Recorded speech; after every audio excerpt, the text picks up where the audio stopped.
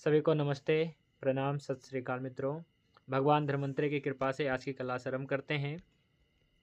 हम लोग अस्थि धातु पढ़ रहे हैं और अस्थि धातु का हम लोगों ने कल स्वरूप, कार्य और निर्माण ये 3 टॉपिक पढ़ लिया था। तो स्वरूप में हमने देखा कि ये किस प्रकार से मेद से अस्थि धातु बन जाता है। तो वायु द्वारा अत्यंत सुखा दिया जाता है और अग्नि द्वारा पका दिया जाता है। तो जो मेद है वो अस्थि धातु के रूप में परिवर्तित हो जाता है।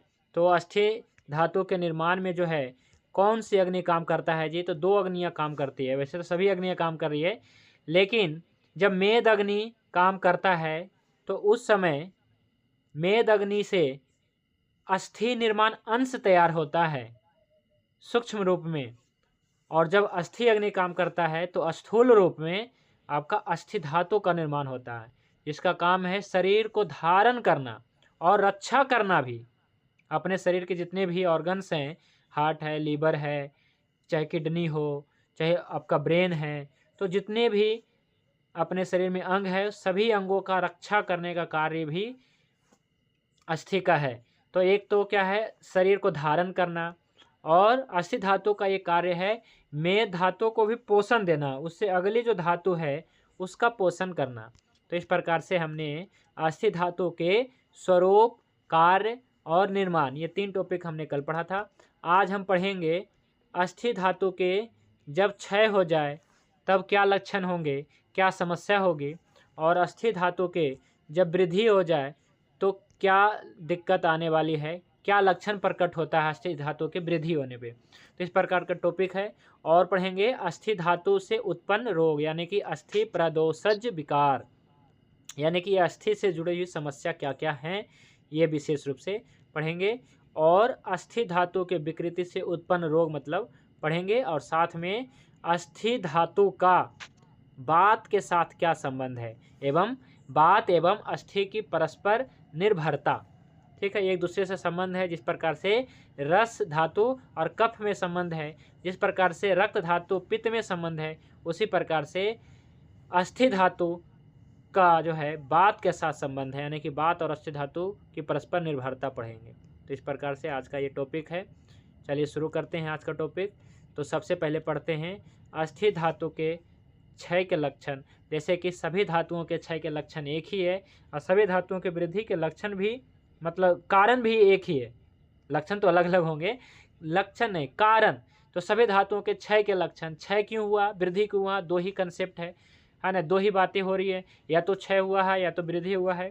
ठीक है, तो क्षय वृद्धि का कारण क्या है? तो 2 कारण है। क्षय का कारण है कि उस धातु की अग्नि तेज हो गई है, या फिर इससे पहले की धातु की अग्नि तेज हो गई है, यानी कि अग्नि तेज, उसके शरीर में तेज महाभूत बढ़ गया है। अब देखिए क्या है कि जो दुबले पतले हैं जी, जो दुबले पतले हैं, यानी कि क्या है, उसके अस्थि धातु का क्षय है, इससे पहले मांस धातु का क्षय है ना, मेद धातु का भी क्षय है, और इसके जो है मांस धातु का भी क्षय है। कोई व्यक्ति दुबला पतला है, कोई भी रोगी दुबला पतला है, इसका मतलब क्या है कि उसके अस्थि धातु का क्षय है। ठीक है, और मांस धातु, मेद धातु का भी क्षय, इससे पहले मांस धातु का क्षय, रक्त धातु का भी क्षय है, और आपका रस धातु का भी क्षय है। तो कुछ कहेंगे कि ब्लड है ना, हमारा हीमोग्लोबिन तो बहुत बढ़िया है, मतलब हमारा 12-13 ग्राम 14 ग्राम, तो उससे नहीं, हीमोग्लोबिन से मतलब नहीं है कि ये अलग है। जो हम रस धातु बता रहे हैं, रक्त धातु बता रहे हैं, तो उसको कहाँ पे हम देखेंगे उसके बारे में भी बताएंगे। रक्त धातु के बारे में, हीमोग्लोबिन के बारे में हमने बचा रखा है, अभी नहीं बताया मैंने। तो हीमोग्लोबिन से मतलब नहीं है कि रक्त धातु की वृद्धि हो गई, क्वालिटी वाइज भी देखेंगे है ना कि कितनी अच्छी है। तो रस धातु का भी क्षय है, रक्त धातु का भी क्षय है, मांस धातु का क्षय है, मेद धातु का क्षय है, तब अस्थि मज्जा धातु का भी क्षय होगा, तो शुक्र धातु का क्षय। तो ऐसा होता है, आयुर्वेद में ऐसा बताया गया है कि यदि रस धातु का क्षय है तो सभी धातुओं का क्षय रहेगा। क्यों? क्योंकि इस धातु का क्षय क्यों हुआ है? क्योंकि धातु अग्नि तेज हो गई है, तभी तो क्षय हुआ है। क्षय हुआ है, कारण क्या है? तेज होने से। तब हम क्या करते हैं जी, तेज महाभूत को कम करना है। तो इसके लिए हमें क्या करना है? तेज महाभूत को कम करना है, तो वहाँ पे पृथ्वी, और जल महाभूत प्रधान औषधियाँ देते हैं। इसीलिए तो शतावरी खिलाते हैं, इसीलिए कहते हैं कि घी खाओ, मक्खन खाओ, और कैसी औषधि, ड्राई फ्रूट लो, जैसे खजूर हो गया, मुनक्का हो गया, या फिर छुहारा हो गया। तो इस प्रकार से पृथ्वी और आप महाभूत प्रधान हम क्या करते हैं, औषधियाँ देते हैं और भोजन भी देते हैं, तब उसका वजन बढ़ जाता है। क्यों? क्योंकि पृथ्वी और आप महाभूत देने से उसकी जो धातु अग्नि है मंद पड़ जाएगी। तो मंद करना है क्योंकि तेज है। तो दुबले पतले व्यक्ति के साथ क्या है जी, उसके धातु अग्नि तेज है, इसलिए उसकी धातु नष्ट हो गई है। तो ये हो गया दोषज। तो कई बार क्या होता है, ज़्यादातर ये केस होते हैं कि आपका रस धातु का क्षय हो रहा है, तो रस धातु बढ़ाने के लिए, रक्त धातु बढ़ाने के लिए औषधियाँ देंगे। तो जब भी बढ़ाना है तो हमेशा उसकी धातु की अग्नि मंद करना है, उस धातु की अग्नि को मंद करना है पृथ्वी और आप महाभूत दे करके। आपको समझ में आ रहा होगा, अगर हम पृथ्वी और आप महाभूत देंगे कभी भी अग्नि नहीं बढ़ेगा। और यही कंसेप्ट है अपना कि अगर किसी का अग्नि तेज हो गई है तभी उस धातु का क्षय होगा, और इस धातु का क्षय होगा, पहले धातु का क्षय हो गया, दूसरी धातु का क्षय, तीसरी धातु का क्षय, तो अन्य सभी धातुओं का क्षय। मान लीजिए रस धातु का क्षय हो गया या रक्त धातु का क्षय हो गया, तो क्या होगा, सभी उत्तरोत्तर सभी धातुओं का, मांस मेद अस्थि मज्जा शुक्र धातु का क्षय हो गया, क्षय हो जाएगा, स्वाभाविक है। और दूसरी बात ये भी है कि यदि सीधा शुक्र धातु का क्षय हो जाता है तो आगे की भी धातु का, पहले भी धातु का क्षय हो जाएगा, ऐसा भी है। क्योंकि ऐसा होता है, उत्तरोत्तर तो धातुओं का क्षय होता ही है, और साथ में जो है ऐसा भी होता है कि अगर अंतिम धातु का क्षय हो गया, शुक्र धातु का क्षय हो गया, तो इससे पहले के जितने भी धातु हैं तो ये सभी क्षय हो जाएगा। ठीक है, तो ये क्योंकि अंतिम जो धातु शुक्र धातु है वो खत्म हो रहा है या खत्म कर रहे हैं। शुक्र धातु का खत्म कैसे होता है, क्योंकि कई बार शुक्र में हो जाता है ना, या कई बार जो है मैथुन करने से, मास्टरबेशन करने से, या फिर संबंध अधिक बनाने से भी क्या होता है कि शुक्र धातु का क्षय हो जाता है। तो इसका जो अस्थि धातु का क्षय होगा, इससे पहले मज्जा धातु का, मेद धातु का, अस्थि धातु का, मांस धातु का, रक्त धातु का, रस धातु का, क्योंकि जो अंतिम धातु है जो उसका क्षय हो रहा है, तो अधिक क्षय होने से ये सभी भी क्षय हो जाएंगे। और रस धातु का भी क्षय हुआ तो रस ही क्षय हो गया तो आगे बनेगा ही नहीं, तो इस प्रकार से भी क्षय होगा। तो दोनों तरफ से क्षय होता है, रस धातु का क्षय होकर के सभी धातुओं का क्षय हो जाएगा, और दूसरा है जी शुक्र धातु का क्षय होकर के सभी धातुओं का क्षय हो जाएगा। देखिए दोनों तरफ से हैं। तो ऐसा ही होता है यहाँ पे कि पहले धातु का यदि क्षय होता है तो अंतिम धातु तक क्षय हो जाता है, और अंतिम धातु का क्षय हो जाता है तो पहले धातु पर्यंत सभी क्षय हो जाते हैं। तो इस प्रकार से क्षय का क्रम है, कारण यही है। अगर पहले धातु का क्षय हुआ है तो इसका कारण है कि अग्नि तेज हो गई तो हो गया, और यदि क्या है ये अंतिम धातु का क्षय होकर के सभी धातु का क्षय हुआ है तो इसका कारण ये नहीं है कि उसकी अग्नि तेज हो गई है, लेकिन हाँ कहीं ना कहीं अग्नि तेज हो गई। अंतिम धातु का क्षय होने का कारण क्या है जी, तो अति मैथुन करना, तो ये नहीं कहेंगे कि उसकी अग्नि तेज हो गई है, लेकिन हाँ हम उसकी जो है चिकित्सा कैसे करेंगे, तो हम क्या है कि पृथ्वी और आप महाभूत प्रधान औषधियाँ ही देंगे, भोजन ही देंगे, ताकि जो है उसकी रस धातु की वृद्धि होकर के सभी धातु की पूर्ति हो जाए, और जो अंतिम धातु का जो क्षय हो रहा है इसे में रोकना भी पड़ेगा। तो दो प्रकार की चिकित्सा होगी। मान लीजिए किसी की अस्थि धातु का क्षय है तो क्या लक्षण होंगे, बहुत सारे लक्षण होंगे, ये मैंने लक्षण लिखा है कि देखिए किसी का क्षय हो जाता है अस्थि धातु का तो इस प्रकार से केस, दांत, नाखून है ना पतन हो जाएगा, लॉस ऑफ हेयर और नेल और बियर्ड इस प्रकार से सभी का जो है क्षय हो जाएगा, या टूटने लगेंगे, झड़ने लगेंगे, खराब हो जाएंगे। अधिक थकावट होगी, जोड़ों में दर्द होगा और रुक्षता रहेगी शरीर में, इस प्रकार से बहुत सारी चीज़ रहेगा, दर्द भी रहेगा। तो ये लक्षण होंगे। तो हम अस्थि धातु के क्षय के लक्षण देखें तो हमें समझ में आता है कि अस्थि धातु का क्षय हुआ है तो ये सभी लक्षण हुआ है, तो कैसे हुआ है, संप्राप्ति कैसे हुआ है, यानी कि पहले रस धातु का क्षय होकर के हुआ है। रस धातु का क्षय हुआ है तो रक्त धातु, मांस मेद अस्थि धातु का क्षय होना स्वाभाविक है। तो यदि पहली धातु से शुरू हुआ है तो हमें निश्चित रूप से जो है उस धातु की अग्नि को मंद करना है पृथ्वी और आप महाभूत से, क्योंकि उसी से अग्नि मंद होता है। अगर तेज महाभूत दे दिया तो क्या होगा, तेज महाभूत दे दिया तो क्या होगा कि दिक्कत आ जाएगी।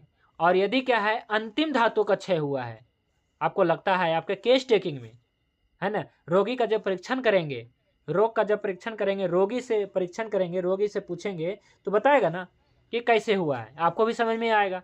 तो यदि अंतिम धातु का क्षय हुआ है, शुक्र धातु का क्षय होने से इससे पहले के सभी धातु क्षय हो रहा है, जैसे रक्त धातु का क्षय हो गया, मांस मेद अस्थि धातु का क्षय हुआ है, तो हमें क्या करनी चाहिए? तो सबसे पहले रोकनी होगी, उस पर कार्रवाई करनी पड़ेगी कि जो अंतिम धातु का क्षय हो रहा है, जैसे शुक्र मेह में होता है कि पेशाब के साथ में निकल जाता है या नाइट फॉल हो जाता है तो उसके साथ में निकल जाता है ना, शुक्र धातु निकल जाता है, तो यहाँ से कार्रवाई करना है।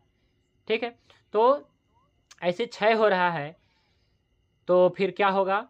अंतिम धातु जो हो इसको हमें किसी प्रकार से हमने अपनी औषधियाँ दे करके, पृथ्वी महाभूत प्रधान औषधियाँ ही देनी पड़ती है, वैसे तो कषाय औषधियाँ देनी पड़ती है। तो कषाय में भी क्या है? वात और वायु और पृथ्वी महाभूत है। और वैसे भी सीधा अगर देना है, जैसे शुक्र में हम ज़्यादातर क्या चलाते हैं, तो जैसे चंदन आसव, तो चंदन क्या है जी? तो पृथ्वी महाभूत इसमें थोड़ा है ना, और वायु महाभूत है क्योंकि ये कषाय है। ठीक है, तो इस कारण से या फिर हम सीधा स्वर्ण गेरु दे देते हैं, है ना, तो ये भी क्या है? पृथ्वी महाभूत है। और कषाय महाभूत, कषाय है यानी कि वायु और आकाश महाभूत है, मधुर भी थोड़ी बहुत है। तो इस प्रकार से इससे भी क्या है? रुक जाता है, नाइटफॉल रुकेगा। तो दो अच्छी औषधियाँ हैं, चंदन आसव और दूसरा है स्वर्ण गेरु। तो इस प्रकार से हम देते हैं, और भी बहुत सारे औषधियाँ हो सकता है। तो जब क्या है कि बहुत ज़्यादा नाइटफॉल हो रहा है या फिर अति मैथुन होने से अंतिम धातु का क्षय होता है, तो हमें इसकी चिकित्सा थोड़ा बदलना पड़ेगा, है ना। हो सकता है यहाँ पे अग्नि मंद हो गई हो तो हमें बढ़ाने की ही जरूरत होगा, है ना। लेकिन क्या है, अगर पहली धातु का ही क्षय कैसे पहचान करेंगे? तो ये केस टेकिंग करना पड़ेगा, उससे पूछना पड़ेगा, है ना, कि क्या कारण है बताओ, तो बताएगा, उसी के आधार पे आप उसको जो है औषधियाँ देंगे। ठीक है, तो देखिए ऐसा है मुख्य रूप से कि अगर किसी को रस धातु का क्षय है तो पहले हमें रस धातु बढ़ाने के लिए तो हमें क्या देना होगा? रस धातु बढ़ाने के लिए हमें जो क्या है कि पृथ्वी और आप महाभूत प्रधान है देंगे, तो रस धातु अग्नि जो है मंद होगा, कम होगा, तो उस धातु की धीरे धीरे वृद्धि हो जाएगी। लेकिन बहुत ज़्यादा मंद कर देंगे तो फिर बहुत ज़्यादा वृद्धि हो जाएगी, तो विकृत वृद्धि हो जाएगी। तो एक मतलब क्या है कि अपने रोग और रोगी का जो है परीक्षण करके हमें चिकित्सा देना है। तो पहली धातु को बढ़ाना है, तो शतावरी से भी बढ़ा सकते हैं, घी से भी बढ़ा सकते हैं। कि मैंने आपको जो है रस धातु बढ़ाने के लिए एक और औषधि बताया था, मैंने औषधि के रूप में बताया था मैंने, परवाल पिष्टी, तो वो भी दे सकते हैं। रक्त धातु बढ़ाने के लिए मंडोर भस्म दे सकते हैं। मांस धातु के लिए भी मैंने बता दिया था, 2 चीज़ें, है ना। तो इस प्रकार से ऐसा है कि ये देने से, जैसे आपने परवाल दे दिया तो पृथ्वी और आप महाभूत प्रधान होने से पहले धातु की अग्नि को मंद करेगा और उस धातु को बढ़ाएगा। और जब रस धातु बढ़ेगा तो क्या है कि तृप्ति होगी, है ना, तृप्ति, प्रेनन होगा। और दूसरी धातु को बढ़ाएंगे तो जीवन होगा। तो प्रेनन करना है पहले, जीवन करना है, रस धातु बढ़ाना है, रक्त धातु बढ़ाना है, इसके बाद सभी धातु बढ़ते चला जाएगा, है ना। मांस धातु को भी बढ़ाने के लिए हम कुछ दे सकते हैं, है ना, सतताल जैसे द्रव्य। तो रस धातु बढ़ेगा, रक्त धातु बढ़ेगा, मांस धातु बढ़ेगा, मेद धातु बढ़ेगा, तो अस्थि धातु भी बढ़ेगा। तो चलिए सबसे पहले हम पढ़ लेते हैं, बढ़ाने की हम चिकित्सा करेंगे। अस्थि धातु के क्षय के लक्षण, तो कोई भी साथी यहाँ से पढ़िए, महर्षि चरक ने क्या कहा है अस्थि धातु के क्षय के लक्षण के बारे में, पढ़िए। महर्षि चरक ने शरीर में अस्थि धातु के क्षीण होने पर उत्पन्न लक्षणों का निम्न प्रकार से वर्णन किया है। अस्थि के क्षय होने पर उसके मल, केश, रोम, नख, तमुत्री एवं दंत गिर जाते हैं। शरीर में थकावट रहती है और संधियों में स्थिरता उत्पन्न हो जाती है। सुश्रुत ने अस्थिक्षय होने पर अस्थियों में पीड़ा, दंत एवं नखों का भंग अर्थात टूटना एवं रुक्षता, ये लक्षण बताए हैं। आचार्य डलहन ने कहा है कि अस्थि के समान योनि होने के कारण अस्थिक्षय की अवस्था में दंत और नखों का भी क्षय हो जाता है तथा इसकी रुक्षता के साथ साथ समस्त शरीर में रुक्षता व्याप्त हो जाती है। प्राप्त हो जाती चलिए ठीक है, इसे हम समझते हैं अस्थि धातु के क्षय के लक्षण क्या है। तो पहले चरक ऋषि ने क्या कहा है, भागवत ने भी कहा है, कुछ सुश्रुत ऋषि ने भी कहा है, तो सभी शास्त्रों का रेफरेंस मैं पढ़ाता हूँ। तो महर्षि चरक ऋषि ने क्या कहा है, तो सबसे पहले बताया गया है जी, जैसे कि मैंने आपको धातु, उपधातु और मलों का हमने एक चार्ट बनाया था और मैंने आपको भेजा भी था। तो धातु, उपधातु और मल में क्या मैंने बताया है, तो थोड़ा सा मतभेद है चरक ऋषि में और सरंगधर ऋषि में। चरक ऋषि बताते हैं कि अस्थि धातु का जो उपधातु है कुछ भी नहीं है, लेकिन जो सारंगधर ऋषि है उन्होंने कहा कि हाँ है, क्या है, दात है। अस्थि धातु का उपधातु दात बताया, चरक ने कहा कुछ भी नहीं है।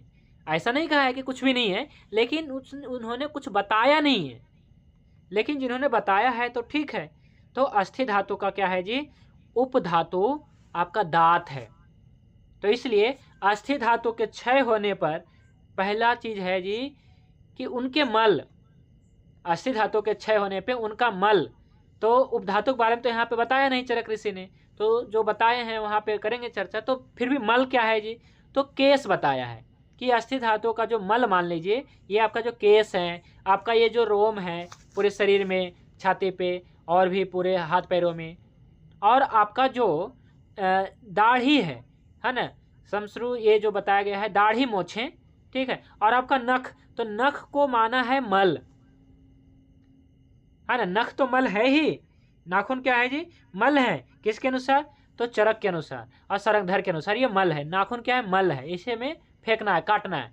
लेकिन जो दांत है इसे में फेंकना नहीं है, ये हमें जरूरत है, और अस्थि की तो बहुत जरूरत है। तो इसलिए अस्थि धातु, दांत उपधातु और नाखून मल, देखिए ये तीनों जैसे एक जैसे मिलते जुलते हैं कि नहीं है। ये तीनों में जो है कैल्शियम ज़्यादा पाए जाते हैं, जो है ना, इसमें ज़्यादा जो इसका जो केमिकल वाइज देखें तो अस्थि में भी बहुत ज़्यादा कैल्शियम है, आपके दांत में भी कैल्शियम है, नाखून में भी कैल्शियम है। तो देखिए अस्थि धातु है, दांत आपका उपधातु है और नाखून आपका मल है। तो धातु, उपधातु, अगर धातु खराब होता है, धातु का क्षय होता है, तो इसका असर आपके उपधातु और मलों पे पड़ेंगे। तो किसी का दांत, अगर किसी का दांत कमजोर हो गए, कैसे, दोषज होने के कारण, यानी कि अस्थि धातु का क्षय हो गया, तो क्या हुआ कि उसके उपधातु दांत भी कमजोर हो गए, हिलने लगे, यह दंत क्षय। दंत क्षय क्या होता है कि दांत टूट जाते हैं, आधे से टूट जाते हैं, तो इसको कहते हैं दंत क्षय। कई बार क्या, गेहूं के दाने बराबर टूटेंगे, कई बार सरसों के दाने के बराबर टूटेंगे, कई बार जो है क्या है कि हिल ही जाते हैं पूरे। तो ये सब जो है ये अस्थि धातु की कमजोरी है। तो अस्थि धातु का क्षय बता रहा है, आपके दांत जो हिल रहे हैं, आपके दांत जो टूट रहे हैं, तो अस्थि धातु की ये कमजोरी है।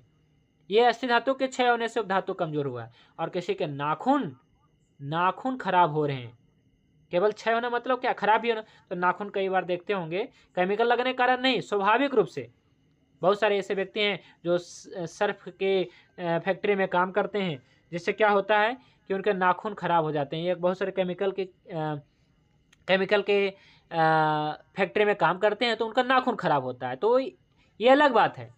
लेकिन जो किसी का नाखून खराब हो गए हैं, जैसे नाखून टेढ़ा मेढ़ा हो रहे हैं, नाखून सड़ रहे हैं, ये भी है, नाखून सड़ जाते हैं।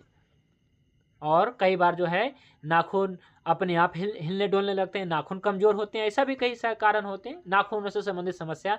ये नाखून किसी के क्या है, बहुत ज़्यादा छोटे होते हैं जी, नाखून बहुत छोटे होते हैं। किसी के ऐसे भी मिलेंगे जिनके नाखून बहुत छोटे हैं, यानी कि अंगुली के बराबर जो नाखून, जिसे क्या है कि अग्रभाग तक रहता है ना, नाखून हो गए। नाखून मतलब ये पूरा एरिया, और जिसको हम काटते हैं वो तो है ही, काटते ही तो नाखून है ही, लेकिन जिसे हम नहीं काट रहे हैं तो क्या ये अस्थि का ही माने क्या।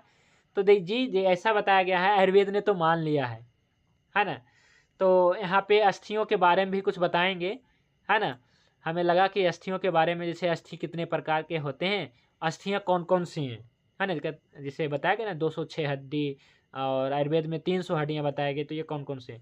तो इस प्रकार से क्या है कि यदि आप नाखून को, यानी कि नाखून जिसे हम काटते हो तो नाखून है, वो तो मल है ही, लेकिन जो अपने लगा रहता है, तो क्या इसे हम क्या माने, नाखून, इसे हम अस्थि माने या फिर हम मल माने? तो आयुर्वेद ने क्या माना है मैं बताऊंगा। वैसे तो कई बार इसे भी अस्थि ही माना गया है जी, है ना। इस कारण से आयुर्वेद में जो है बहुत ज़्यादा अस्थियाँ की संख्या बताई गई है, तो हम बताएंगे अस्थियों की संख्या में मैं बताता हूँ, ठीक है। लेकिन क्या है कि ठीक है, वैसे हिंदी और इंग्लिश दोनों में है। आयुर्वेद में हिंदी में बताया गया है और मॉडर्न में तो इंग्लिश में सारे अस्थियों के हड्डियों के नाम है। जैसा भी होगा मैं बताऊंगा। तो अस्थि धातु के क्षय होने पे उनका उपधातु यानी कि दांत, इनका मल यानी कि नाखून खराब होते हैं जी, ये कहे गिर जाते हैं। देखिए यहाँ पे दंत भी देखिए आया है कि दांत को भी बताया गया, दंत गिर जाते हैं। तो दांत को आप मल मानते हैं कि उपधातु मानते हैं, आपके ऊपर निर्भर करता है। सरंगधर ऋषि ने इसे उपधातु माना है, क्योंकि हमें ये चाहिए, ठीक है जी। और बाकी जो हमें नहीं चाहिए नाखून, तो ये इसे मल माना है। तो शरीर में रुकावट रहती है, संधियों में शिथिलता उत्पन्न होती है, यानी कि आपके जॉइंट्स में जो है स्टीफनेस रहने लगेगा संधियों में, और क्या होगा, हड्डियां जो है बहुत ज़्यादा ड्राई हो जाएंगे, रुक्ष हो जाएंगे, जिसके कारण से हड्डियों में से कट कट की आवाज़ आएगी। तो बहुत सारे प्रॉब्लम होते हैं। तो इस प्रकार से हम कह सकते हैं कि अस्थि धातु के क्षय होने पर इस प्रकार से। अब सुश्रुत ऋषि ने क्या कहा है, चरक ऋषि ने तो लिख दिया, ये सभी बातें जो बताएं ये चरक ऋषि के रेफरेंस से था। अब हम देखते हैं कि सुश्रुत ऋषि ने क्या कहा है। तो कहा है कि अस्थियों में पीड़ा होना और दांत का भी दर्द होना, ये क्या है जी, तो इसी का लक्षण है। अस्थि धातु के क्षय का ही लक्षण है कि किसी की हड्डियों में पीड़ा हो रही है, किसी के दांतों में पीड़ा हो रही है, नाखूनों का भंग होना या हड्डियों का टूटना या दांतों का टूटना असमय और उनमें रुक्षता रहना, ये सब जो है अस्थि के क्षय होने के लक्षण है ना। तो अस्थि के क्षय होने के समान योनि होने के कारण अस्थि क्षय की अवस्था में दंत का क्षय होने का भी लक्षण देखा जाता है। तो दलहन ऋषि ने क्या कहा है, दलहन ऋषि कौन थे, तो जो सुश्रुत ऋषि जो कहे हैं ना, उसी को ऊपर टिप्पणी लिखा है, टीका लिखे हैं, टिप्पणी किए हैं दलहन ऋषि, कल मैंने बताया था। तो अस्थि के समान योनि होने के कारण, यानी आपका जो नाखून है, आपका दांत है, कैसा है जी, आपके नाखून जो है, दांत जो है आपके अस्थि के समान है, तीनों एक जैसा है।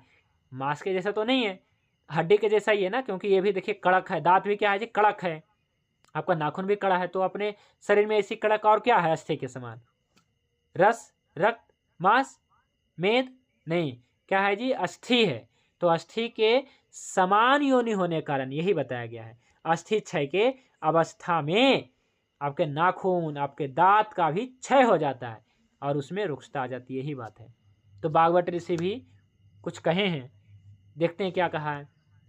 तो उन्होंने कहा है कि अस्थि धातु के क्षीण होने पर आपके दांत, आपके नाखून, आपके रोम, आपके केस का गिरना, आपके दाढ़ी मोछ का पकना भी कमजोर होगा, धातु कमजोर होगा तो धातु भी कमजोर होगा। तो गिरना, रुक्षता, है ना, उनमें रुक्षता भी होना, दाढ़ी बाल वगैरह कैसे होंगे, रुक्ष हो जाएंगे, ड्राइनेस होंगे, है ना, और रूखापन, सूखापन आएगा, संधि शिथिल्य होगा और वेदना होगा, हड्डियों में दर्द होगा, इस प्रकार से। और आपको जो है क्या है कि अस्थि धातु को वृद्धि करने के लिए आपको जो अस्थिबद्ध मांस खाने की इच्छा होगा। तो हम इसके ऊपर नहीं जाएंगे कि कैसी इच्छा होगा, लेकिन हाँ बढ़ाने की तो इच्छा होगी ना, लगेगा कि तो इसके लिए कुछ विशेष खाने की इच्छा होगी, जैसे मन करेगा कि ऐसे मधुर रसात्मक या फिर पृथ्वी आराप माभूत प्रधान औषधियाँ खाने की या भोजन करने की इच्छा होगी। तो इस प्रकार से भागवत ऋषि ने यही लिखा है कि अस्थियों में दर्द होगा, दांतों में दर्द होगा, नाखून टूटेंगे, बाल झड़ेंगे, बाल पकेंगे, गंजापन आएगा। तो इस प्रकार से लक्षण बताए गए हैं। अब जो है 1 बाय 1 करके देखें तो इसे आप देख सकते हैं, केस, नाखून और दाढ़ी मोछ, ये सब क्या होंगे, तो पतन होंगे, यानी कि दाढ़ी मोछे पकेंगे, झड़ेंगे और नाखून भी टूटेंगे, दांत भी क्षय हो जाएगा, बहुत ज़्यादा थकावट होगी, है ना, और जॉइंट्स में क्या रहेगा, स्टिफनेस रहेगा, दर्द भी रहेगा, इस प्रकार से लक्षण रहेगा, ठीक है। तो अब हम पढ़ते हैं अस्थि धातु के वृद्धि के लक्षण। तो क्या वृद्धि होना, जैसे आपका मांस धातु का वृद्धि हो जाता है, मेद धातु का वृद्धि हो जाता है, तो इसी प्रकार से अस्थि धातु का भी वृद्धि होगा तो क्या होगा, तो कहेंगे बहुत अच्छी है, लेकिन उतना अच्छा का नहीं होता है। अस्थि धातु की वृद्धि होना, कोई भी धातु का वृद्धि होना अच्छा नहीं है। तो पढ़िए यहाँ से महर्षि सुश्रुत ऋषि ने क्या कहा है अस्थि धातु की वृद्धि होने पे। महर्षि सुश्रुत ने अस्थि धातु की अति वृद्धि से अध्यस्थि अस्थि का स्वाभाविक आकृति से अधिक बढ़ना, जैसे असद्युद, ऑस्टोमा तथा अधिदंत दांत संख्या में अधिक होना आदि कि अस्थि वृद्धि के लक्षण है ना, जब अस्थि धातु की वृद्धि हो जाए तो क्या लक्षण मिलेंगे। तो पहला है कि अस्थि धातु के वृद्धि होने से, इसका मतलब वृद्धि क्यों हुआ है पहले आपको समझना होगा। तो क्लियर तो है ही, सभी धातुओं की तरह इस धातु को भी अग्नि मंद हो गई है, जिसके कारण अस्थि धातु की वृद्धि हो गई है। अग्नि मंद हो गई है, धातु की वृद्धि हो गई है, तो क्या होगा, लक्षण क्या है, बस 2 लक्षण होंगे जी। सबसे आसान इसी में है अस्थि धातु। अब तक हमने रस रक्त पढ़ा, कितना ज़्यादा था कि ऐसे हो जाएगा, ये हो जाएगा, ये हो जाएगा, बहुत सारे पढ़ा। इसमें 2 ही चीज़ हो गए, अध्यस्थि और अधिदंत। अधिदंत मतलब होता है, कई बार आपने देखे होंगे जब दांत निकलता है, दूध का दांत टूटता है तो दांत निकलते हैं जी। तो उस समय बच्चे क्या होते हैं, बच्चे का जो सभी धातुओं की वृद्धि होती है जी, है ना, क्योंकि पहले तो क्या सभी धातुओं की वृद्धि हो ही रही होती है और शुक्र आदि धातुओं का क्षय भी नहीं होता है, क्योंकि छोटे बच्चों में 6, 7, 8 साल का, 10 साल का, तो उसमें क्या है जी, स्वप्न दोष नहीं होता है, शुक्र में नहीं होता है, मैथुन नहीं होता है, तो इस कारण से सभी धातुओं की वृद्धि होती है। तो अधिदंत, कोई बड़े बुजुर्ग को देखे हैं कि अधिदंत हो, नहीं। अधिदंत किसका होगा, जो बच्चा है खास करके, क्योंकि सभी धातुओं की वृद्धि होती है। तो अधिदंत यानी कि दांत टूट गया आपका, लेकिन दांत निकल रहा है, लेकिन उसके बगल से भी एक दांत निकल रहा है, तो कई बार अधिदंत होता है। आपने गौर किया होगा अधिदंत कि एक दांत के बजाय 2 दांत निकल रहे हैं, निकलते हैं कि नहीं निकलते हैं, किसी के होंगे भी। तो एक दांत से अधिक दांत निकलना, ये अधिदंत है जी। ये अस्थि धातु की वृद्धि है, यानी कि उस धातु की अग्नि मंद हो गई है। अगर कोई ऐसा पेशेंट आ जाए, कोई बच्चा है, इसका मतलब आपको क्या समझना है, कोई कहेगा हमारा दांत देखिए ना, ये निकल रहा है, 2 निकल रहा है, इसका मतलब अस्थि धातु की अग्नि मंद हो गई है। तो क्या हुआ है, अधिक मंद हो गई है, संतुलन नहीं है, तो हमें इसे बस अस्थि पाचक दे देना है। तो हम नेक्स्ट क्लास में बताएंगे अस्थि पाचक क्या है, तो बस वही औषधियाँ चलाना है जी अस्थि धातु की वृद्धि होने पे, क्योंकि अग्नि मंद हो गई है तो हमें तेज करना है, तो अस्थि मज्जा पाचक देना है तो ठीक होगा। और दूसरा है अध्यस्थि, इसका मतलब क्या है कि आपने सुना ही होगा, बहुत ज़्यादा केस आते होंगे, खास करके जो एड़ी की हड्डी हैं, कहते हैं हड्डियाँ बढ़ रही है जो एड़ी होते हैं, तो वहाँ पे बहुत सारे पेशेंट, और सच में मतलब क्या है कि कई पेशेंट तो ऐसे भी आ जाते हैं, देखे होंगे कि जिनके सच में मतलब क्या है कि पैर से 1-1 इंच बाहर निकला रहता है एड़ी के पास में, वो सच में हड्डियां बढ़ जाती हैं वहाँ पे। और कईयों के क्या है कि केवल दर्द होता है और थोड़ी बहुत बढ़ी रहती है, मामूली बढ़ा रहता है, पता नहीं चलता है, फर्क नहीं चलता है, फर्क मालूम नहीं पड़ता है कि अस्थि धातु की वृद्धि हुई है, लेकिन अंदर अंदर वृद्धि होती है थोड़ी बहुत, लेकिन उसी में दर्द होता है बहुत तेज। और हमने एक ही पेशेंट अभी तक देखा है जिसको बहुत ज़्यादा फर्क हमने देखा जी, कम से कम 1 इंच बाहर निकला हुआ था एड़ी, समझ रहे हैं। जैसे क्या है कि अपना जो है वैसे तो बराबर होता है ना पैर, थोड़ा बहुत मान के चलते हैं, है ना, कि जो ऊपर पैर है वो थोड़ा सा निकला रहेगा, ठीक है, लेकिन बहुत ज़्यादा निकला हुआ था, तो इसको कहेंगे हाँ अस्थि धातु की वृद्धि हुई है। तो अस्थियों का भी वृद्धि हो जाना, और कहाँ पे, तो नियर लॉन्ग बोन इंड, देखिए यहाँ पे इंड में आया है, तो एक तो अधिदंत हो गया कि दांत बढ़ गए हैं जी, लेकिन हड्डी भी बढ़ गया, कहाँ पे, तो जहाँ पे हड्डियाँ क्या है कि जो लंबी हड्डी हैं, जैसे आपका फेबुला है या टिबिया है या फिर फीमर है, तो यहाँ पे इंड हो रहा है, जैसे फीमर का इंड हो रहा है घुटना के पास, तो यहाँ पे हड्डियाँ बढ़ जाएगी, है ना, या पैर की हड्डियाँ हैं तो जो एड़ी के पास जहाँ पे हो रहा है, तो कहीं भी जहाँ पे हड्डियों के, बड़े हड्डियों की अंत हो रही है, वहाँ पे बढ़ जाना, वो बढ़ जाना, विकृत वृद्धि हो जाना, अच्छी वृद्धि नहीं। अगर अग्नि अच्छी रहती तो कभी नहीं बढ़ता, तो वृद्धि हुआ है इसका मतलब है असंतुलित है उसका अग्नि, और ये वृद्धि हुआ है, अच्छी वृद्धि नहीं हुआ है, ये विकृत वृद्धि हुआ है, चाहे रस धातु का, चाहे रक्त धातु का, मांस धातु का, मेद धातु का।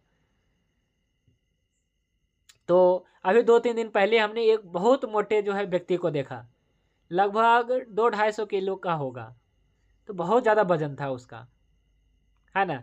तो ऐसे-ऐसे भी आते हैं, देखने को मिलता है व्यक्ति। तो इसका मतलब क्या है, वो पहलवान है? बिल्कुल नहीं। लेकिन ऐसा भी हो सकता है कि कोई 70 केजी का होगा, 75 का, लेकिन वो पहलवान हो सकता है। पहलवान यानी कि शरीर में ताकत होगी।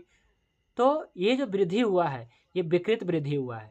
तो विकृत वृद्धि बिल्कुल नहीं करना है, चाहे भले कम रहे, लेकिन विकृत वृद्धि नहीं करनी चाहिए या करानी चाहिए जी, है ना? तो अस्थि धातु का वृद्धि होने का 2 लक्षण है, बस 2 लक्षण है कि हड्डियों का वृद्धि हो जाना और दांतों का वृद्धि हो जाना। खली को आपने देखा ही होगा, कितना लंबा है, और भी इससे भी लंबा-लंबा है दुनिया में। तो सबका क्या है जी? अस्थि धातु की विकृत वृद्धि है। ये बहुत सारी चीज़ें हो सकती है, बहुत सारी चीज़ें हो सकती है। उसका हो सकता है कुछ डीएनए में या जीन में ही कुछ ऐसा परिवर्तन चेंज आ गए हो, है ना? इस कारण से वृद्धि कर गई हो, या अग्नि निश्चित रूप से मंद हो गई है जी, सीधी बात है। उसकी अस्थि धातु की अग्नि मंद रही, तभी अस्थि धातु की वृद्धि हुई है। और ऐसा है कि यदि उसके माता-पिता और इसके सभी पूर्वज लंबे हैं और ये लंबे हैं, तो नहीं होगा वृद्धि। लेकिन उसके माता-पिता नॉर्मल है, उसके सारे खानदान नॉर्मल हैं, 5 फीट का है, लेकिन खली और खली के जैसा जो है लोग 7.5 फीट के हो जाते हैं। इसका मतलब है जी कि उसका जो है अस्थि धातु की अग्नि मंद हुई है, तभी जो है कुछ कंडीशन हुआ है, तभी जो है उसकी धातु की वृद्धि हो गई है, अस्थि धातु इतनी बढ़ गई है। लेकिन ये विकृत है। लेकिन मान लीजिए कि मानव जाति है जी, कोई मानव जाति है और कोई चाइना के हैं, कोई नेपाल के हैं, तो अलग-अलग, तो उनके पूर्वज देखते होंगे, चाइना है, नेपाली हैं, तो ये सभी छोटे होते हैं, तिब्बतियन हैं, तो ये सभी छोटे होते हैं जी, मैक्सिमम 5 फीट के होते हैं। और हम लोग क्या हैं, 5 फीट तक मैक्सिमम हो सकते हैं वो लोग, नहीं तो 4-5 के बीच में, 4 से भी कम होते होंगे वैसे कई लोग, लेकिन वो कम छोटे होते हैं जी, सभी को पता है। नेपाली लोग, भूटानी लोग, तिब्बती लोग, चाइनीज, ये छोटे होते हैं, ठीक है। लेकिन इनके जो, तो ये नॉर्मल हैं, है ना? ये अगर ये छोटे-छोटे हैं, छोटे कद के हैं, तो ये नॉर्मल हैं। ऐसा नहीं समझना है कि उसके अस्थि धातु का क्षय हो गया है। ये नॉर्मल है, क्योंकि उसकी जो है हज़ारों साल से ऐसे चलती आ रही है। अलग-अलग, मतलब ऐसा समझ लीजिए कि जैसे हर एक पशु-पक्षी है, हर एक मानव है, तो मानव में भी कई प्रकार के, है ना, जाति हो सकते हैं। जैसे आपने कुत्ता देखे हैं, तो कुत्ता के एक ही प्रकार के होते हैं, कोई बड़े साइज़ के भी हुए, कोई छोटे साइज़ के हैं। आपने गाय देखा, तो गाय छोटे साइज़ को भी देखा होगा आपने जी, और एक बड़े साइज़ का भी देखा होगा। तो क्या कि बड़े साइज़ का ऐसा है कि क्या बड़े साइज़ का जो गाय है, तो या फिर ऐसा कह सकते हैं क्या उसके लिए कि अष्ट धातु की वृद्धि हो गई? नहीं, एक दिन में नहीं हुआ है। उसका ऐसा बनाया ही गया है, मतलब ऐसा उसकी था ही कंडीशन, वो ऐसा ही है। लेकिन मान लीजिए कि कोई छोटा कद के आदमी है या छोटा कद के कोई गाय है और वो अचानक बड़ी हो जाती है, मतलब उसके जो है संतानें, तो इसका मतलब क्या हुआ कि कहीं न कहीं परिवर्तन हुआ है। अचानक से एक पीढ़ी हो जाता है बड़ा। जैसे मान लीजिए कि कोई पहाड़ी गाय है, या एक छोटी सी गाय आई है ना जो बकरी की जैसी होती है साउथ में, तो वो गाय है और उसकी संतानें, अगर उसके जो है बछड़े आते हैं और वो जो है राठी गाय जैसा, भैंस का जैसा हो जाए, राठी गाय के जैसा, कितनी बड़ी गाय कहलाती है, या साहिवाल के जैसा गाय हो जाए उसके बच्चे, तो इसका मतलब क्या हुआ कि बहुत ज़्यादा चेंजेस आ गई है ना? तो अस्थि धातु में कहीं न कहीं जो है मंद हुआ है अस्थि धातु की अग्नि, तो वृद्धि हुआ है। लेकिन ऐसा तो होता नहीं है, लेकिन हो जाता है। मान लीजिए जैसे, है ना, 1-2 अपने देश में या बाहर के देश में भी ऐसे लंबे-लंबे, जिनके माता-पिता सामान्य थे 5 फीट, लेकिन बच्चे जो हैं 7 फीट, 7.5 फीट के हैं।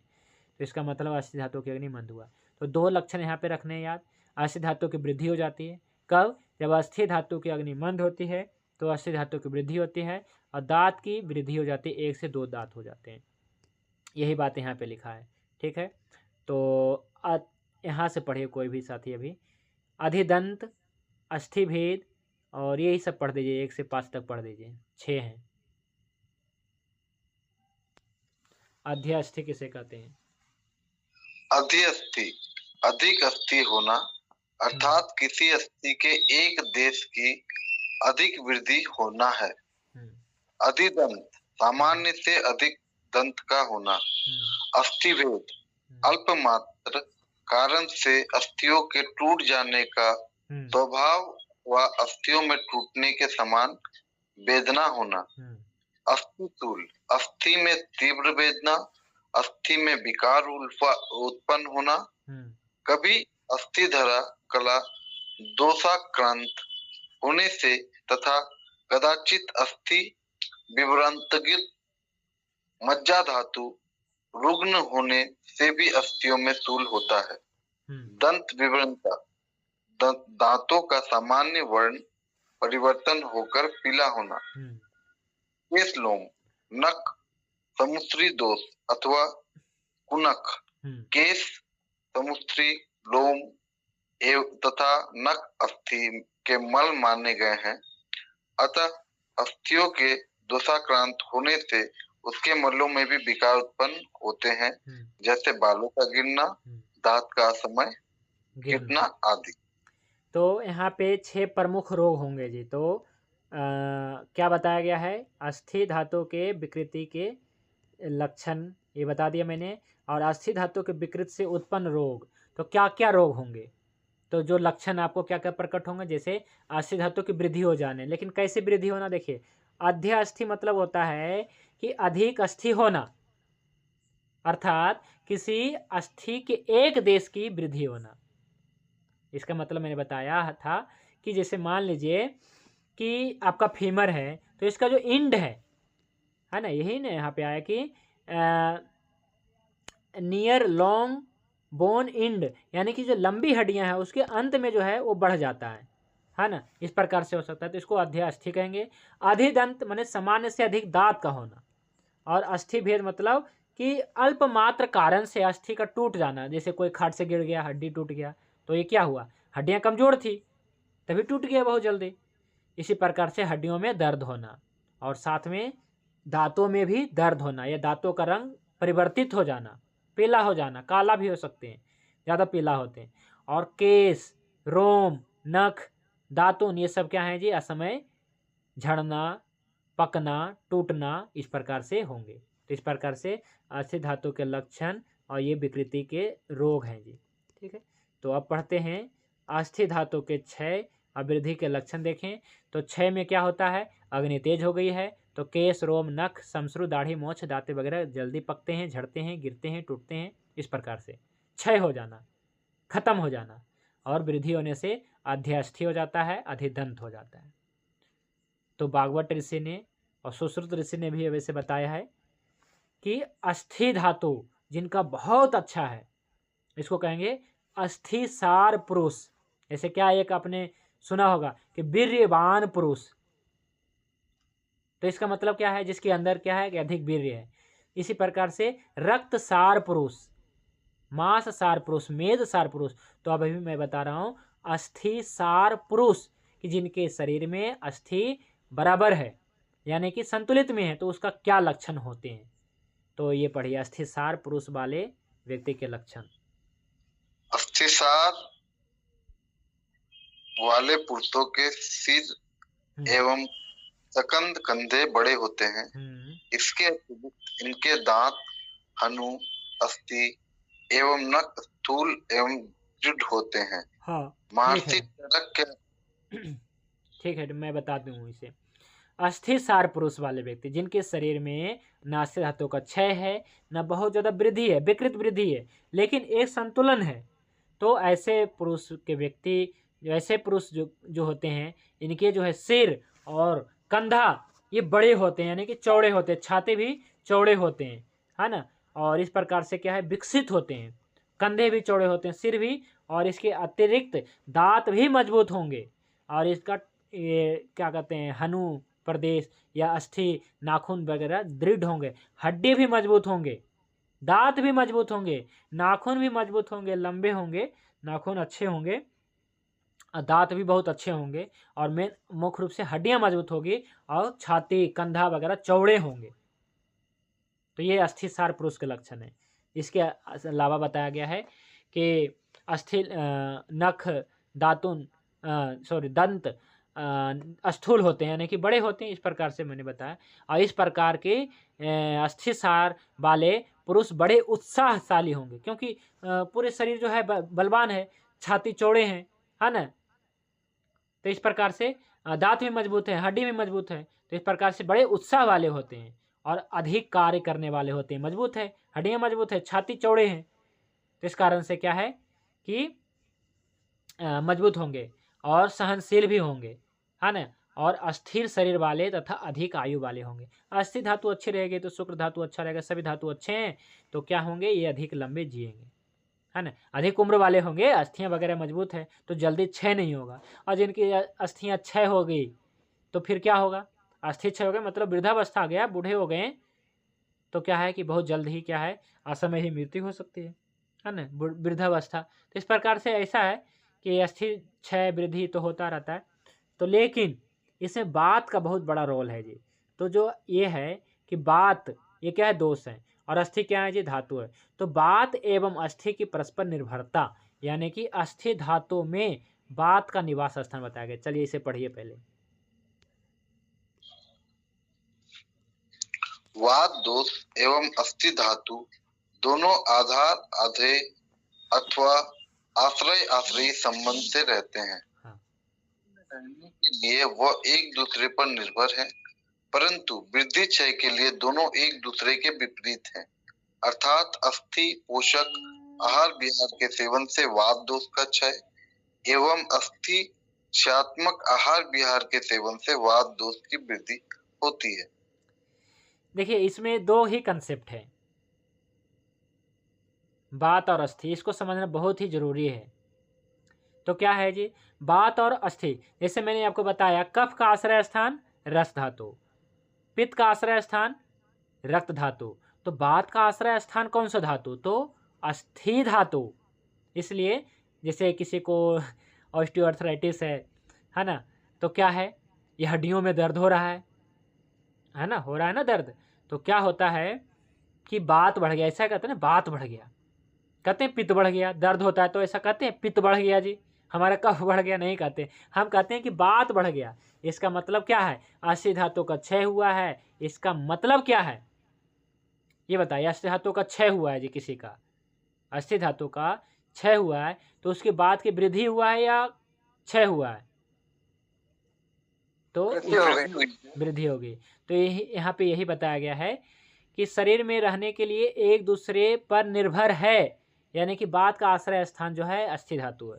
तो क्या होता है कि अस्थि धातु पोषण आहार विहार करने से बात दोष का क्षय हो जाता है। यदि आप ऐसा करते हैं, दोनों विपरीत है, यदि आप दो चीजें यहाँ पे होंगी, अगर आपका बात दो, अगर आपका जो है अस्थि धातु को बढ़ाना है, अस्थि धातु का पोषण करने के लिए, ठीक है, अस्थि धातु को पोषण कैसे करेंगे, तो मधुर और आपमाभूत प्रधान, फिर जलमाभूत प्रधान, आपमाभूत प्रधान, पृथ्वी और आपमाभूत प्रधान औषधियाँ देंगे, भोजन आहार विहार करेंगे, तो अस्थि धातु का पोषण होगा, ठीक है। लेकिन यहाँ पे क्या होगा, अस्थि धातु का वृद्धि हो रहा है ना, लेकिन यहाँ पे बात दोष का वृद्धि नहीं होगा, यहाँ पे बात दोष का क्षय हो जाएगा। यहाँ पे पहले लाइन में यही बताया गया, अर्थात अस्थि धातु के पोषण, अस्थि धातु यहाँ पे है ना, अर्थात अस्थि पोषण करने वाले आहार विहार के सेवन से,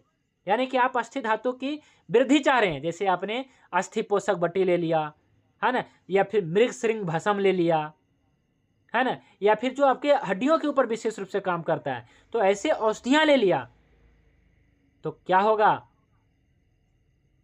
और वो औषधियां कैसी रहेगी, तो पृथ्वी और आपमाभूत प्रधान रहेगा। पृथ्वी और आपमाभूत प्रधान होने से क्या होगा, उस धातु की अग्नि मंद हो जाएगा, तो वो वृद्धि होगा, तो पोषण भी होगा। वृद्धि होगा तभी ना, क्षय मतलब तो खत्म हो जाना। अब पोषण मतलब क्या, जब उस धातु की अग्नि मंद होगा तो उस धातु की वृद्धि होगा, तो हम कहेंगे पोषण हो रहा है। तो अस्थि धातु के पोषण करने वाले आहार विहार का अस्थि धातु की वृद्धि करता है, लेकिन बात का वृद्धि नहीं करेगा, बात का क्षय करेगा।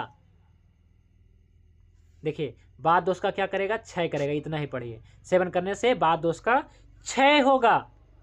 लेकिन दूसरा लाइन में यह है कि अस्थि क्षयात्मक आहार विहार, लेकिन जो आहार विहार अस्थि धातु को क्षय करता है, कौन सी आहार विहार अस्थि धातु का क्षय करेगा जी, तो जैसे कोई व्यक्ति बहुत ज़्यादा व्यायाम करते हैं, जो बहुत ज़्यादा चलते हैं, जो बहुत ज़्यादा वर्कआउट करते हैं, तो क्या होगा, अस्थि धातु का क्षय हो जाएगा।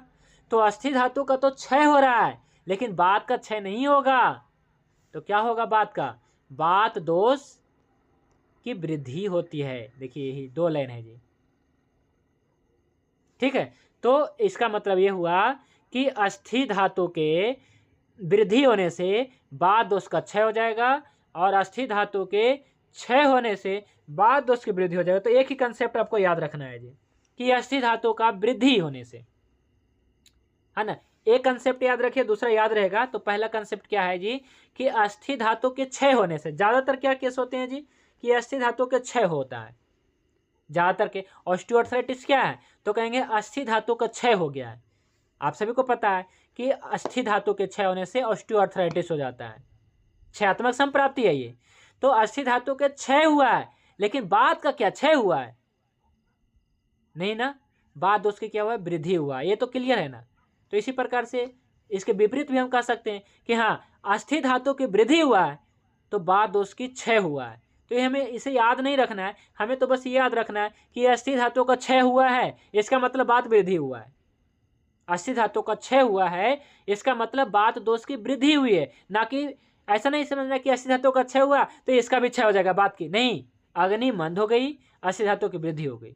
अस्थियाग्नि मंद हो गई, अग्नि मंद हो गई, धातु में जो अग्नि है वो अग्नि मंद हो गई तो धातु की वृद्धि हो गई, लेकिन उसमें रहने वाले का क्षय हो गया। यहाँ पे तो यही है ना, और यही कंसेप्ट भी है, यही कंसेप्ट भी है, और ये सही भी है क्योंकि ये रेफरेंस है। लेकिन रस धातु में क्या लागू होता है, मैं कोई रेफरेंस देखता हूँ, फिर मैं आपको क्लियर कर मैं बताऊँगा। वैसे मैंने बताया था कि वृद्धि हो जाता है, ठीक है। रस धातु की क्या है कि रस धातु की वृद्धि होने से, रस धातु की वृद्धि हो गया तो इसके अग्नि मंद हुई तो रस धातु की वृद्धि हुई, तो उसके मलों की भी वृद्धि होगी, जैसे अस्थि की हुई है ना। अगर कोई उसका रेफरेंस रहेगा वो भी मैं बताऊंगा। तो ठीक है, आज के लिए बस इतना ही। कोई प्रश्न है जी टॉपिक से रिलेटेड, क्योंकि आज हमने 3-4 टॉपिक कवर कर लिया है। कम आती है तो क्या करना चाहिए, साइन ऑफ ट्रीटमेंट क्या रहेगा? क्या आपका प्रश्न क्या है, क्योंकि आवाज नहीं नींद आ रही कम आती है। नींद कम आती है क्या है कि नींद कम आती है? चलिए ठीक है, अनिद्रा है। चलिए ठीक है, अनिद्रा है। शुरू करेंगे जी। देखिए अनिद्रा है तो इसका कारण 2 हो सकते हैं।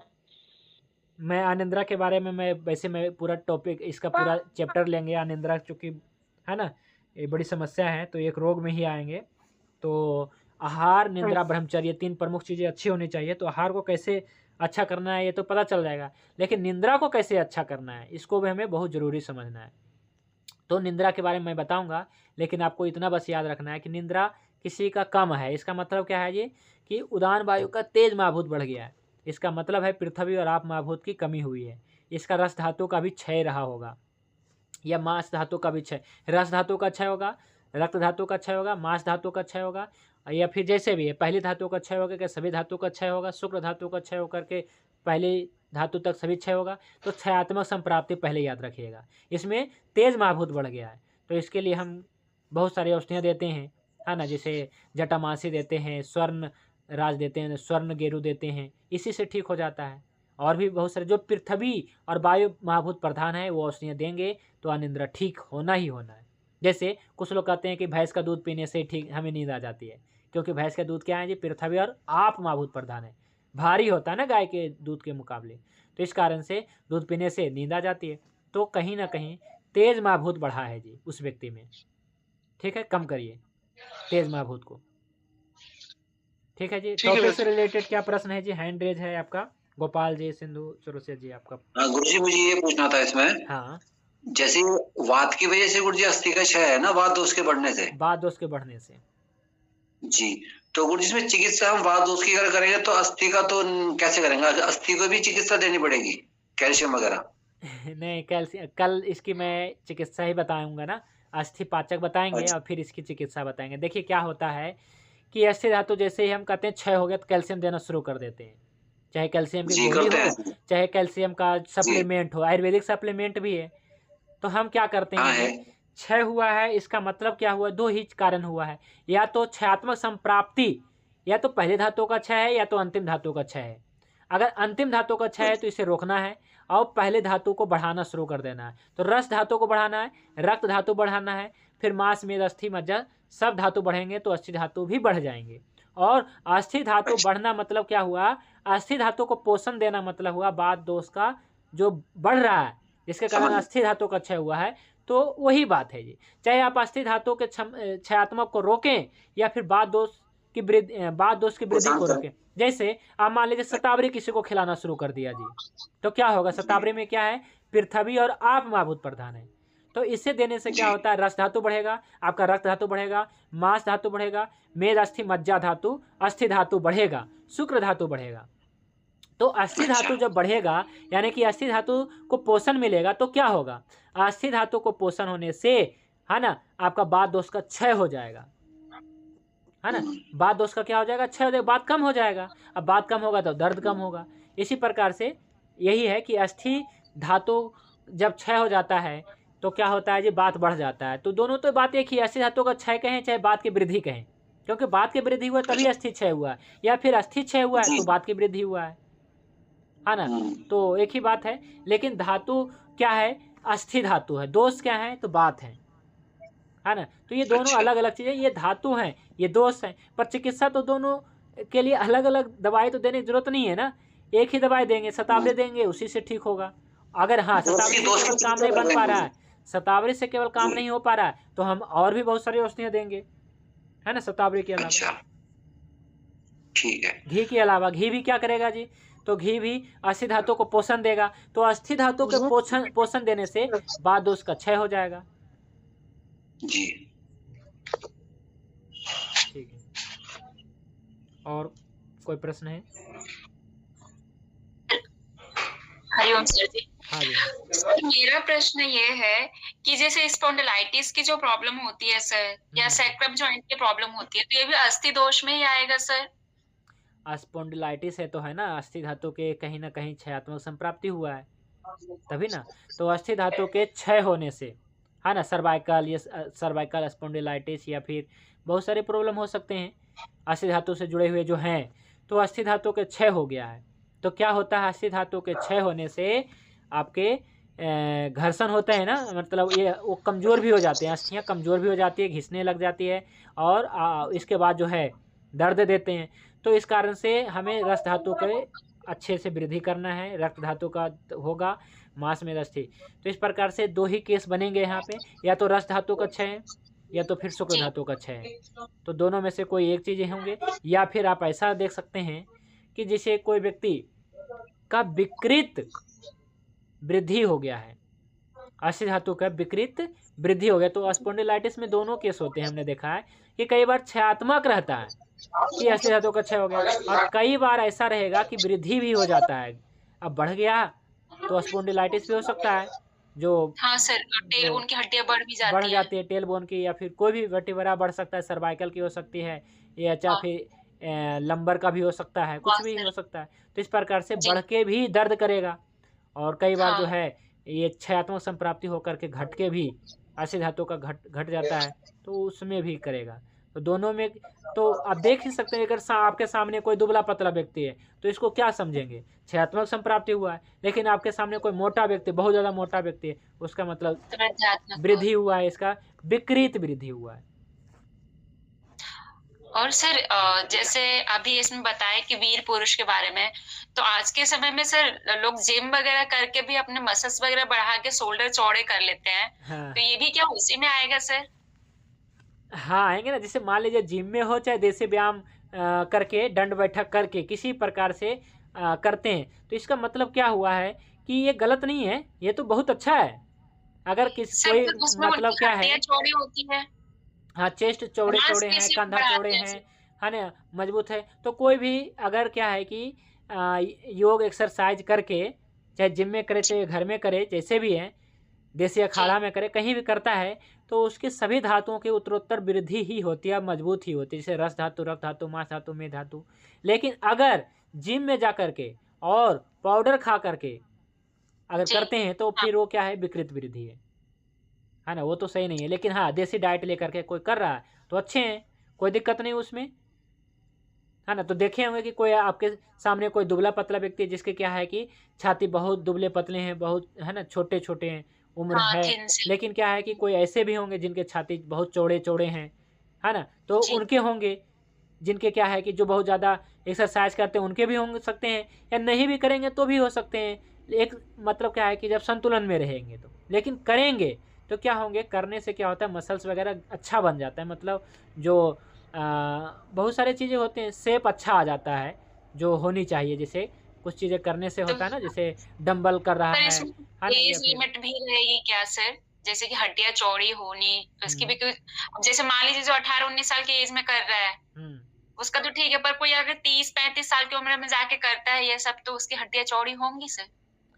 देखिए विकसित तो होंगे और मजबूत भी होंगे। अगर कोई करता है इस प्रकार से व्यायाम करता है, एक्सरसाइज जी, करता है, दंड बैठक जी, डंबल वगैरह उठाता है, तो कोई भी उम्र में करे स्टेमिना तो बढ़ने वाला है, क्योंकि वो जो भोजन कर रहा है, भोजन करने का यहाँ पे केवल मतलब नहीं है, बल्कि भोजन जो किया है तो उसे कैलोरी को बर्न भी करना है। आपने अर्न तो कर लिया लेकिन वर्न नहीं किया, तो फिर इसका कोई मतलब जी, नहीं हुआ जी, है ना।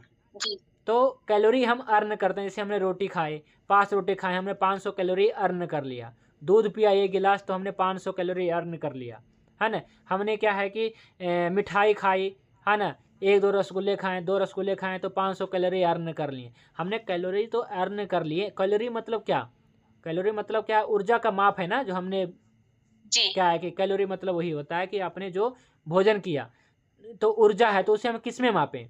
तो हम कैलोरी में मापते हैं। तो ये हमें माप, तो इस प्रकार से हमने अर्न कर लिया, हमने सेवन करके अर्न कर लिया, लेकिन इसे आपने बर्न नहीं किया, यानी कि खर्चा जी, नहीं किया। किस जी, में? तो खर्चा कैसे होगा? बैठे रहने से तो खर्चा होगा नहीं, कुछ तो करना हाँ, पड़ेगा। तो जब हम क्या करते हैं, एक्सरसाइज करते हैं, चाहे जी, देसी व्यायाम, दंड बैठक डंबल उठाते हैं, तो इसे कहते हैं वर्न करना। तो जब वर्न करते हैं तो क्या है, हमारे शरीर में लगता है। लेकिन अर्न करके जब वर्न नहीं करेंगे तो हमारे शरीर में तो नहीं लगेगा, जी, ठीक है। तो वो करना जरूरी होता है। इसलिए जो अर्न करके वर्न करते हैं उनकी छाती मतलब खर्चा किया उन्होंने, है ना। जी सर, तो क्या है कि उनका शरीर जो है हष्ट पुष्ट मजबूत और होगी। सुडौल इस प्रकार से बढ़िया शेप में आते हैं। तो इसलिए करनी चाहिए, करनी चाहिए, चाहे जिम में करें घर में करें, करनी चाहिए जी। ठीक है जी, धन्यवाद सर। ठीक है। और कोई प्रश्न है जी? हाँ, मोहन आर्य जी, आपका क्या प्रश्न है? हैंड रेज है, पूछिए कोई प्रश्न है तो। आचार्य जी, मैं से हाँ, कह रहा हूँ, जैसे घुटनों में गैप आ जाए तो ये अस्थि रोग में विकृति आ जाती है, छोटी हो जाती है, क्या क्या बोलते हैं, जैसे कार्टिलेज घट गया या ग्रीस कम पड़ गया, कट कट की आवाज आती है, गैप हो जाता है इसलिए। चलिए ठीक है, इसका भी देखिए इलाज है, और इसका पहले हम समझेंगे और इसका पूरा एक अध्याय हम बताएंगे, है ना। पूरी जो है अस्थि धातु के, यानी कि जॉइंट्स आदि पेन जब मैं बताऊंगा, आर्थराइटिस तो मैं बताऊंगा, फिर भी आप समझने का प्रयास करें। तो अस्थियों में मतलब क्या कहते हैं जी, गैप हो जाना। पहले तो आता है केस कि गैप हो गया, दूसरे कहते हैं चिकनाई कम हो गई, जिसे कहते हैं ग्रीस कम हो गया, चिकनाई कम हो गया, यानी कि जो सनेवियल फ्लूइड है वो कम हो गया, चिकनाई कम हो गया। तो कम हो गया तो क्या हो गया, गैप आ गया। तो और क्या होती हैं, हड्डियाँ घिसती रहती है, तो हड्डियाँ घिसने से क्या होता है, गैप तो आएंगे ही। तो अस्थि धातु के यहाँ पे क्या होता है, अस्थि धातु का क्षय होता है। और क्या लिखा है मैंने कि अस्थि धातु के क्षय होने से बात दोष की वृद्धि होती है, या कहिए कि बात दोष की वृद्धि हो गई, वहाँ पे वायु बढ़ गया, बात का लघु गुण बढ़ चालू हो गया, गया। बात का रुक्ष गुण बढ़ गया, बात का लघु गुण बढ़ गया, बात का रुक्ष गुण बढ़ गया, बात का खर गुण बढ़ गया, तो बढ़ गया, बात बढ़ गया, बात की वृद्धि हो गई, तो हड्डियाँ क्या होगी, हड्डियाँ क्या वृद्धि हो जाएगी? नहीं, हड्डियाँ भी तो क्षय हो जाएगा। तो बात दोष की वृद्धि होने से हड्डियाँ क्षय हो जाएगा, और बात दोष का ही क्षय हो गया। बात दोष की वृद्धि होने से हड्डियाँ क्षय हो गया, लेकिन बात दोष की वृद्धि हो गया तो हड्डियाँ क्षय हो गया, लेकिन बात दोष का क्षय हो गया तो हड्डियाँ वृद्धि हो जाएगी। मतलब अस्थि वृद्धि, अस्थि अच्छा हो जाएगा, तो बात दोष का क्षय करिए, ठीक है। वृद्धि नहीं, वृद्धि तो है, बात दोष का अगर क्षय करेंगे तो हड्डियाँ अच्छी हो जाएगी।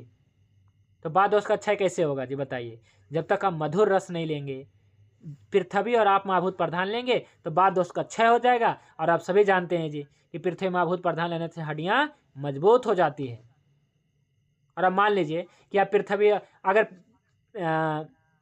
क्या है कि तेज वायु आकाश महाभूत प्रधान औषधियाँ खाते हैं, जैसे तेज वायु आकाश महाभूत प्रधान औषधियाँ खाते हैं या औषधियाँ लेते हैं, आहार विहार लेते हैं, जैसे कोई गोमूत्र पीने लगा, है ना, गोमूत्र पीने लगा तो क्या होगा? गोमूत्र क्या है जी? तेज वायु आकाश महाभूत प्रधान है, विशेष रूप से क्या है जी? वायु महाभूत प्रधान है। तो क्या वायु बढ़ने से क्या होगा? हड्डियाँ, यानी कि हड्डियाँ क्या हो गया जी? अस्थि धातु का क्षय होगा कि वृद्धि होगा? बताइए। बात दोष की वृद्धि हो रहा है ना। गोमूत्र क्या है? तो गोमूत्र साक्षात वायु महाभूत है। तो वायु महाभूत के सेवन करने से क्या होगा? वायु महाभूत के सेवन से वायु बढ़ रहा है तो हड्डियाँ क्या होगी? कमजोर होगा, मजबूत होगा? घटेगा, कमजोर होगा। वायु बढ़ेगा, वायु बढ़ेगा तो हड्डियाँ कमजोर होगा, तो हड्डियाँ कमजोर होगा। ठीक है, तो क्षयात्मक संप्राप्ति जिसको है उसको नहीं देना। लेकिन हाँ, जिसकी हड्डियाँ बढ़ गई, जिसे कहते हैं कि एड़ी की हड्डी बढ़ गई, तो उसमें आप जो है दे सकते हैं, है ना। देना ही चाहिए, ऐसा कहिए, देना ही चाहिए। ठीक है, लेकिन किसी का गैप आ गया है तो नहीं देना चाहिए जी। ठीक है। हाँ, क्या है कि गोमूत्र जो होता है दर्द में आराम करता है, लेकिन फिर भी एक समय के लिए, कुछ समय के लिए, बाद में नुकसान करेगा। थोड़ी सी दर्द नाशक होता है गोमूत्र, इसलिए तो दे सकते हैं, 2-4 दिन देने में कोई हर्जा नहीं है, लेकिन देना नहीं चाहिए वैसे। ठीक है जी। तो समय हो गया है, आज के लिए बस इतना ही। शांति पाठ करके आज की क्लास को विराम करते हैं। ओम ध्यो शांति अंतरिक्षम शांति पृथिवी शांति आपः शांति औषधयः शांति वनस्पतयः शांति विश्वदेवः शांति ब्रह्म शांति सर्वं शांति शांतिरेव शांति सामा शांतिरेधि। ओम शांति शांति शांति। सभी को नमस्ते, शुभ रात्रि। भगवान धन्वंतरि की कृपा सभी पे बने रहे। जय धन्वंतरि, जय आयुर्वेद।